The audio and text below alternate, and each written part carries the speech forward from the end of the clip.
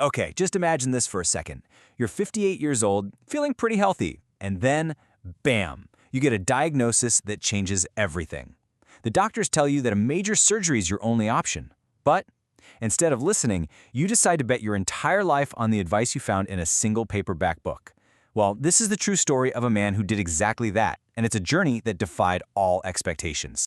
And those are the words of the man at the very center of this story. You know, he'd always been healthy. He was even a rower back in university. A big sterile hospital, that was a totally foreign world to him. So this diagnosis wasn't just some medical issue. It was a deep personal crisis that just left him completely lost. So that brings us to the big question, right? When you're faced with a life or death decision, why on earth would you turn your back on modern medicine for a path that is completely unproven?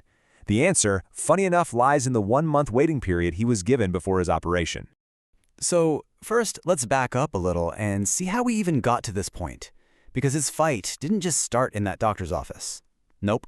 It was a journey that was actually years in the making, with all these subtle warnings and a whole lot of stress he didn't even realize he was under.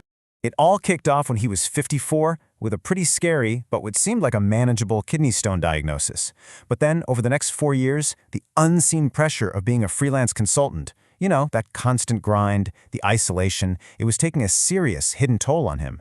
Then, at 58, a really bad blockage forced him into a major hospital. And that's when a CT scan finally showed the truth. A big, advanced tumor on his right kidney. The medical advice was crystal clear. We have to remove the entire right kidney. And he was in so much discomfort, he initially agreed. But here's the twist. The hospital was swamped. They told him he'd have to wait 1 month for the surgery. And that 1-month delay? Well, it was about to change absolutely everything. So during that month of just waiting and stewing and uncertainty, he basically became a researcher. He read every single thing he could find about cancer. And in one of those books, he stumbled across a single sentence that completely turned his world upside down. This was the line. This was the line that stopped him dead in his tracks. Spontaneous remission. Happens easily. I mean, what a radical idea, right? It suggested that cancer wasn't some unstoppable monster, but maybe a condition that could be reversed, just by changing how you lived.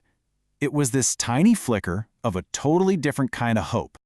And just like that, he's standing at a crossroads. On one side, you've got the established medical path. Trust the doctors, get the surgery, take out the organ. But on the other side was this new, totally unproven path from a book. Trust your own body's power to heal and just radically change your entire life. He made his choice. He picked up the phone and he canceled it all. The surgery, the pre-op scans, the whole shebang.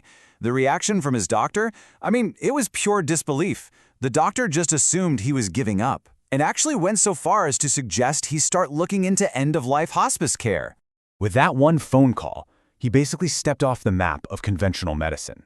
His new guide was this book, and it gave him a completely different way of understanding his disease. Before he could fight it, he had to completely redefine what cancer even was. And this is where things get really, really interesting. He stopped thinking of cancer as this evil invader that had to be attacked and cut out.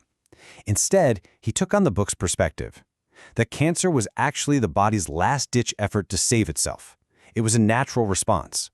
The book called a blood purification device, designed to deal with something it called dirty blood. This diagram from his notes shows this new way of thinking perfectly. Now, the text here is in the original Japanese, but I'll walk you through it.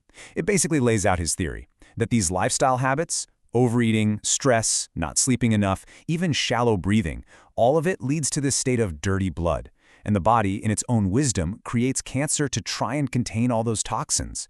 So in this view, the tumor wasn't the problem. It was just a symptom of a much, much deeper issue. And digging down even deeper, his notes point to one single master culprit right at the center of it all: stress. You can see it right there in the middle of this mind map. For him, stress was the engine that was driving all the other bad habits. The overeating, the bad sleep, all of it was just a downstream effect of a mind and body that were constantly under pressure. He believed that to heal, he had to go after that root cause. So, armed with his brand new theory, he started this period of intense self-experimentation. And this wasn't about finding some single magic pill. No, this was a massive and often really difficult overhaul of his entire life. He was pretty much just feeling his way through the dark to find what might work. And listen, this was not a half-hearted effort. I mean, just look at some of the things he tried. He threw himself into it completely. We're talking 3-day fasts, cutting out all sugar, using traditional hot compresses, and even making it a point to watch comedies just to laugh more. It was a total all-in commitment to changing the internal environment of his body. But out of all these different methods, there was one practice that rose above everything else as the most powerful. He called it Ni Zen, which basically translates to lying down Zen. The idea is simple but pretty profound. While lying in bed, he would practice this deep abdominal breathing. The real key was focusing on making his exhales as long, slow, and complete as possible, imagining he was washing out and cleansing every single cell in his body with each breath. Now, to give you an idea of just how deep and slow this breathing got, get this. The average person breathes about 18 times a minute. After years of practicing Ni Zen, he got his own breathing rate down to just 0.6 breaths per minute. That is one single breath cycle taking over 90 seconds. That's an incredible level of control. And the effects weren't just on the inside. People could see it on the outside. He ran into an acquaintance he'd met right after he canceled his surgery, and she was just floored. She told him he looked like a completely different person. She said the dark aura he had before was completely gone, and that it had been replaced by this brightness. This was really the first external proof that his radical, crazy path might actually be working. Ultimately, this whole journey wasn't just about fighting a disease anymore. It turned into building an entirely new foundation for health, a philosophy that would really sustain him for the rest of his life. So, what was the final outcome? The big result? After 7 long years of sticking to this new lifestyle, at age 65, the one symptom that started this whole mess, the bleeding that first sent him to the hospital, it just stopped, completely. For the first time in over 10 years, it was gone. And this whole experience created a new philosophy of health for him. As you can see from his notes here, he stopped thinking about health as just being about one thing, like diet or exercise. Instead, he started seeing it as a chain made up of 4 connected links. And if even one of those links is weak, the whole system breaks down, and that's when you get sick. And these are the 4 links, or as he liked to call them, the 4 wheels of that chain. You've got food, realizing it can either be your fuel or your poison. Exercise, absolutely crucial for circulation and energy. Sleep, that's the body's non-negotiable repair time. And finally, the big one he saw as the master controller, stress management.